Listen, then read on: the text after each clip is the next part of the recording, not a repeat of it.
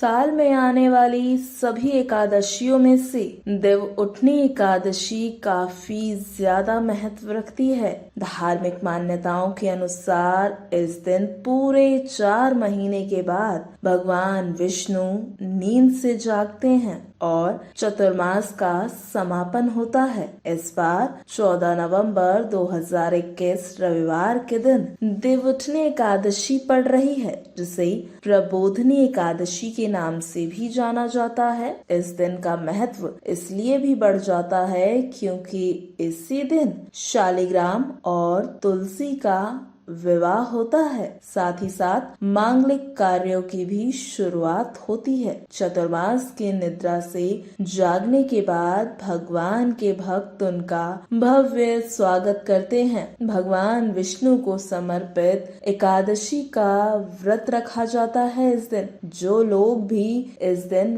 व्रत नहीं रखते, वे भी भगवान विष्णु का विधि विधान से पूजन करते हैं। माना जाता है कि ऐसा करने से व्यक्ति को वैकुंठ की प्राप्ति होती है। तो आइए आपको बताते हैं इस एकादशी से जुड़ी व्रत कथा के बारे में। जी हाँ, पौराणिक कथाओं के अनुसार एक राजा हुआ करता था जिसका राज्य बहुत ही सुखी था। उसकी प्रजा काफी सुखपूर्वक रहा करती थी। उस राज्य में एकादशी के दिन कोई भी ना तो अन्न बेचता था और ना ही अन्न ग्रहण करता था। सभी लोग केवल फलाहार ही किया करते थे। एक बार भगवान ने राजा की परीक्षा लेने के बारे में सोचा। उन्होंने पृथ्वी लोक पर एक सुंदर कन्या का रूप धारण किया और सड़क किनारे पर बैठ गए। तभी राजा उधर से गुजर रहा था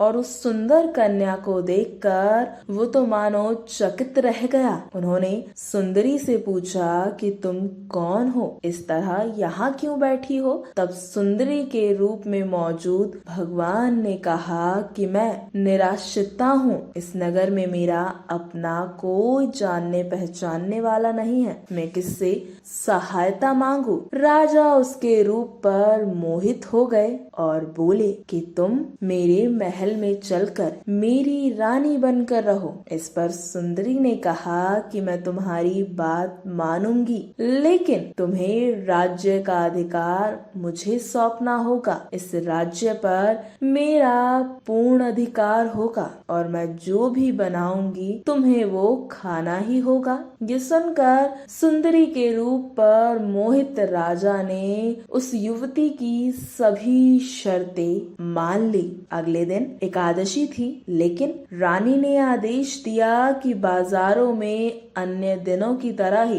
अन्न बेचा जाएगा। इतना ही नहीं, उसने तो घर में मांस मछली भी पकवाए और परोस कर राजा से खाने को कहा। यह देखकर राजा बोले, रानी आज एकादशी है, इसीलिए मैं तो केवल फलाहार ही करूंगा। तब रानी ने राजा को अपनी शर्त याद दिलाई और बोली, या तो खाना खाओ, नहीं तो मैं बड़े राजकुमार का सिर काट दूंगी। राजा ने अपनी स्थिति बड़ी रानी से कही, जो कि उसकी पत्नी थी। बड़ी रानी ने कहा, महाराज आप धर्म न छोड़े और बड़े राजकुमार का सिर दे दें। पुत्र तो फिर मिल जाएगा, पर धर्म नहीं मिलेगा। इसी दौरान बड़ा राजकुमार खेलकर आ गया और अपनी माँ की आंखों में आंसू देखकर उसने अपनी माँ से रोने का कारण पूछा। तब उसकी माँ ने उस बड़े राजकुमार को सारी व्यथा सुनाई।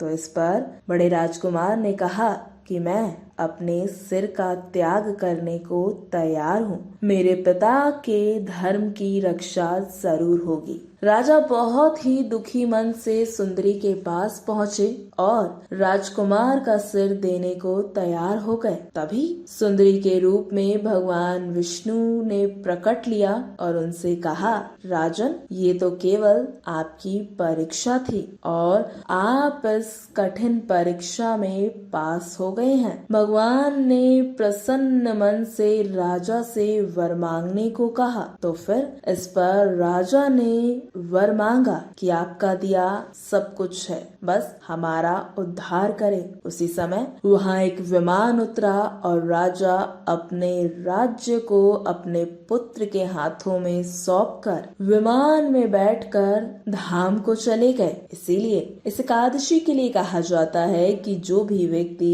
इस दिन सच्चे मन से, सच्ची श्रद्धा के साथ भगवान विष्णु की आराधना करता है, उसे भगवान विष्णु के धाम वैकुंठ की प्राप्ति होती है। आशा है आप सभी को आज की ये वीडियो काफी पसंद आई होगी। इसी तरह सदैव ही हमारे चैनल पर प्यार बनाए रखें।